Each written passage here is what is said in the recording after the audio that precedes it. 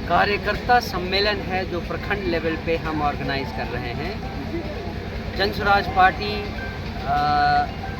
अब प्रखंड लेवल से गांव लेवल तक और बूथ लेवल तक पहुंचने का काम कर रही है।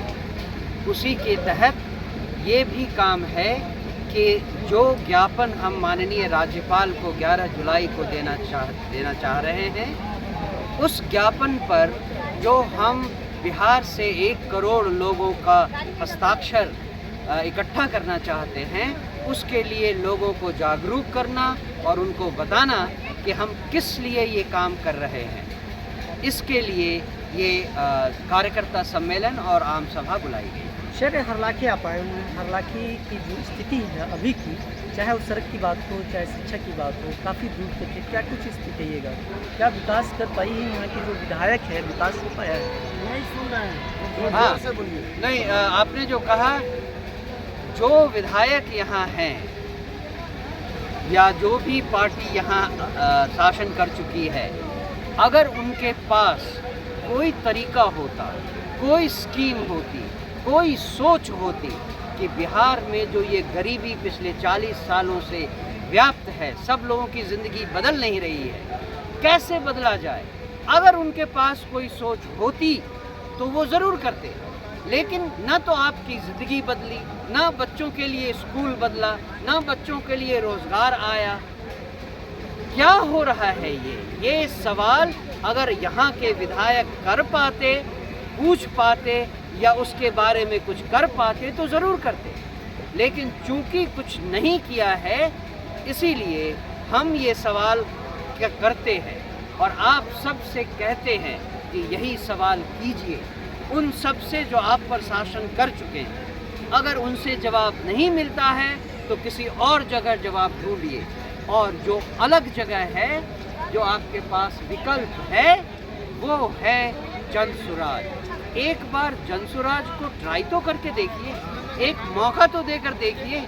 हमने आपसे अभी तक कोई वादा नहीं किया था, कोई सरकार नहीं बनाई थी। अब जो वादा करते हैं उसे एक मौका देकर देखिए, बस इतना कहना है। सर, आखिरी सवाल, जेडीयू, आरजेडी, कांग्रेस, बीजेपी के बीच में जन स्वराज अपने आप को कहाँ देख रही है? हमें किसी और दल से कुछ नहीं लेना देना। हमने क्या किसी पार्टी के बारे में कभी कुछ कहा?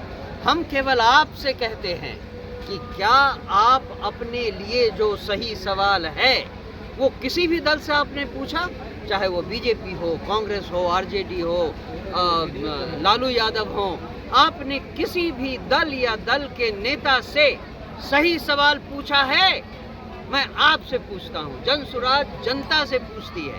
केवल इतना, जिस दिन जनता को ये समझ में आ जाएगा कि सही सवाल क्या था, सही सवाल पूछना चाहिए, उस दिन बिहार में व्यवस्था परिवर्तन की शुरुआत हो जाएगी। सर, शराबबंदी को लेकर आप देखिए, जिस तरह से बिहार के मुख्यमंत्री कह रहे हैं शराबबंदी है, लेकिन हरलाखी की बात करें, यहाँ तस्कर काफ़ी ज़्यादा पेमेंट पे लोग आए दिन जो है शराब की तस्करी करते हैं। क्या कुछ इसको लेकर कहिएगा?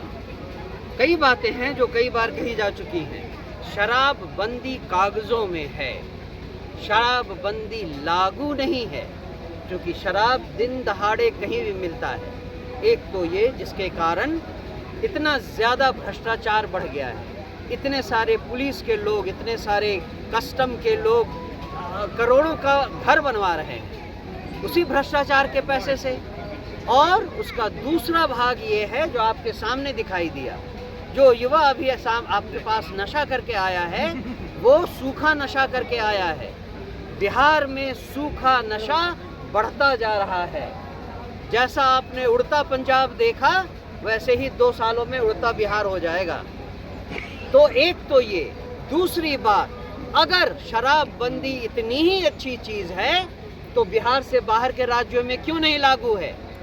बीजेपी की सरकार अगर चाहती है कि बिहार में शराबबंदी हो तो उत्तर प्रदेश में भी करे, गुजरात में भी करे, महाराष्ट्र में भी लाए, जहां उनकी सरकार है पूरे देश में लाए। क्यों नहीं लाती है? केवल इसलिए कि वहां कानून व्यवस्था बहुत बेहतर है। यहाँ कानून व्यवस्था की ऐसी लचर स्थिति है कि अगर शराब पी के किसी ने हल्ला हुड़दंग किया तो उसको ठीक करने के लिए कोई पुलिस वाला नहीं आता है। तो सरकार कानून व्यवस्था की जो अपनी कमी है उसको छिपाने के लिए शराबबंदी लागू करना चाहती है। बहुत बहुत धन्यवाद। बहुत बहुत धन्यवाद।